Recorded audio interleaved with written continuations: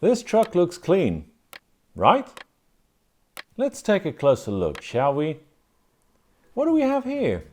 A seized bearing, two seized bearings consuming separate drivetrain components, two ineffective dampers producing heat damage and stiction, a sticking servo saver combined with wildly excessive tow-in that make the servo work overtime. Said servo is now on its last legs because of that. And lastly, a differential that narrowly avoided the kind of failure that really gets expensive. This is a short list of only 5 out of the dozen or so issues I actually found, which is more than enough to prove my point. All of these could have been prevented thanks to my inspection method. None of this was visible, all of it was preventable. In this video, I will walk you through all 5 findings, what they are, what caused them, and what they cost an owner who misses them. I will also show you the single finding that caught me by surprise, not because of its severity, but because of how close it came to causing expensive damage, and how a single inspection prevented it. When I assess a car that lands on this workbench, I follow a fixed sequence, the same order every time. This is not a preference, it's how a professional workshop operates. Jonas, the owner of this rig who kindly lent it to me for this series, upgraded the full steering system to aluminium. The intent was most likely durability, or maybe he just followed forum advice to beef it up. Stock plastic tie rods flex under shock load, the aluminium ones don't. That rigidity is exactly the problem.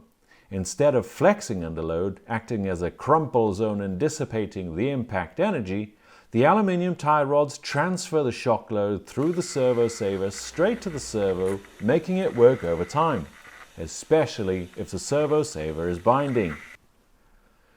Also, it appears that this tie rod set induces massive tow-in. We're talking a difference of 32 millimeters in between the front and rear of the front wheels.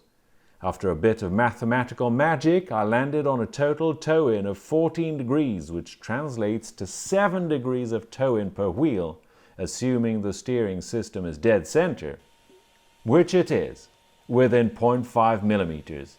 I made sure of that. 7 degrees is widely out of spec. Excessive tow-in has multiple cascading adverse effects.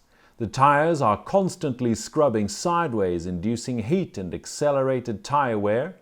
High loads on hexes, pins, wheel bearings, rose joints and suspension uniballs. Lower top speed. More motor load as it has to overcome higher rolling resistance, which in turn induces more heat in the system, less runtime, not to mention reluctancy to turn in and other handling issues. It also induces higher than average steering servo load as the tires are fighting each other. That last point is not a detail. We will come back to it. The setup is broken, full stop. A tiny amount of tow-in can be useful, but this 14 degrees total is not tuning, it's a fault. The only way this can be addressed is by going back to the stock plastic tie rods or fitting aftermarket adjustable tie rods. The servo saver is also aluminium and it's clearly binding. A correctly functioning servo saver also acts as a crumple zone between the steering linkage and the servo. It absorbs shock. When it binds, however, the absorption stops, and the shock load transfers directly into the servo's gears.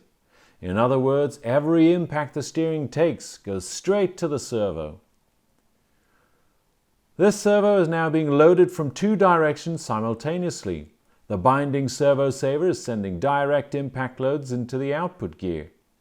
The excessive tow-in geometry is forcing continuous corrective work as this UDR plows on. Either condition alone shortens servo lifespan considerably until it will totally fail. Together, these forces are compounding in a way that's not recoverable.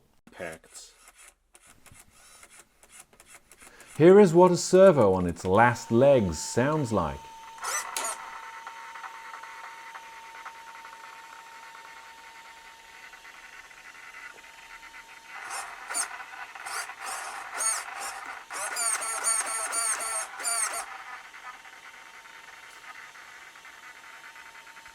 time to plan a replacement. It is flagged as such and will be ordered immediately. Working like this is what provides less bench time, more run time, and keeps you ahead of running costs. Moving to the suspension. 2 out of the 8 dampers are leaking oil.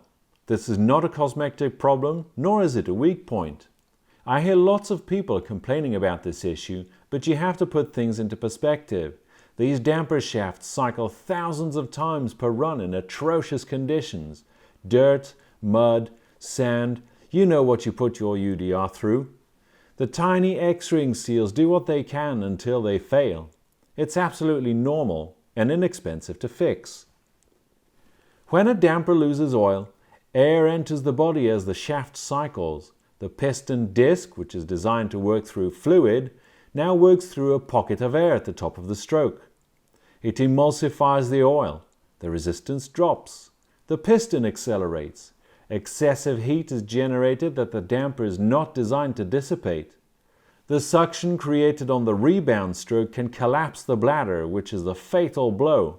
Whatever oil is left is expelled through the bleed hole, and your damper is toast. These dampers need to be rebuilt before this car runs again, without the shadow of a doubt. The piston discs are damaged and stick to the damper bore. One of them looks round, but it's actually oval to some extent, so corrective action was taken to address this by lightly honing the damper bore and filing, then sanding the piston discs so that they're once again a perfect fit. Jonas told me he bought this truck new in November and ran about a dozen battery packs through it with a damper rebuild in between. I'm not sure what caused this piston disc to be so damaged, but a plausible theory would be that this one came from the bottom of the hopper at the factory and it has been knocked around a little more than the others. Have you ever had a damper disc look like this? If so, were you able to fix it, or did you simply replace it with a new one? Let me know in the comments, I'm genuinely interested. Drivetrain inspection found 2 locked bearings, one at the right side output at the front differential and one at the input side of the rear axle. A locked bearing does not stop rotating. The outer race is held in position, but the inner race spins instead of being seating on whatever shaft it's pressed on. On the front differential, the inner race is spinning on the diff case. On the rear, the inner race is rotating on the sun gear shaft. Both are generating wear on components that cost significantly more to replace than the bearings themselves. Replacement bearings cost only a few bucks. Nevertheless, I was able to salvage these by a thorough clean and re-grease as per the detailed procedure I described in the UDR Overhaul Masterclass video. The cost of missing this and leaving it unseen would be a new crown and pinion and a new set of bearings for the front diff carrier, and a new sun gear and bearing as well for the rear end at a grand total of €50.86, about 60 bucks, excluding shipping. This is the cost arithmetic that a missed inspection produces.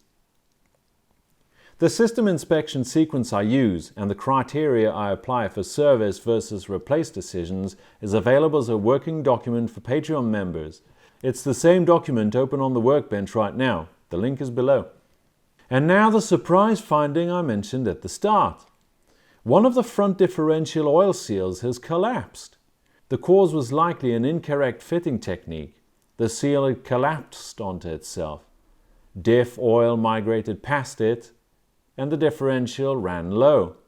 A differential operating with insufficient silicone oil generates heat through friction at the gears. In sufficient quantity, that heat causes damage that cannot be serviced, only replaced. This car was running in this condition. The seal had collapsed. The oil level is below specification. Thankfully, no additional damage was found. The gears are within tolerance. The case is intact. It was caught in the nick of time, but the margin was not large. The measurement that identified this is a simple routine maintenance check. It takes only a few seconds once the diff is in hand. It's not a complex procedure. It is the procedure that most owners do not perform because nothing on the outside of the car suggests it's necessary. To avoid this happening, I've detailed this procedure again in the maintenance masterclass. 5 findings on a car presented as clean. A steering servo approaching failure, being loaded from 2 independent directions simultaneously. 2 lock bearings consuming a diff case and a sun gear shaft. Dampers generating heat damage at every run. And a differential that missed permanent failure by a service interval. The owner of this UDR clearly cares about his car. The aluminium components were not neglect, they were investment. But investment in parts without a corresponding inspection protocol produced the opposite of the intended result. I will give his UDR back to him with a full report and a personalized advice on how to iron out the issue, along with a prototype of the workshop manual I'm currently writing about the UDR. He was kind enough to entrust me with this one, which served as a benchmark for what wear looks like. My personal UDR barely shows any wear despite being used hard. My methods are so effective that wear is under strict control. I needed a baseline to move forward with my research, and Jonas provided me with just that. The distinction I want to be precise about is this. Cleaning a car and maintaining a car are not the same activity. One addresses what is visible, the other addresses what is functional. A car can be clean and be failing simultaneously. Following a systematic inspection protocol does not just protect components, it changes what you know about the car at any given point. You are not reacting to failures after they become visible. You are identifying them before they cascade. That is not being a careful owner, it's being a competent one. If your post-run routine ends when the body goes back on, you're not maintaining the car, you're deferring the repair bill. The inspection checklist covering all 5 of today's findings and more is in the description. It's free and it's printable. Keep it at your workbench. The full workshop manual, the decision tree for service versus replace, the torque reference values and the sequence I use for every car that comes through here is on Patreon. Next, we will look into assembly logic that will help you streamline your maintenance process. I'll see you at the bench.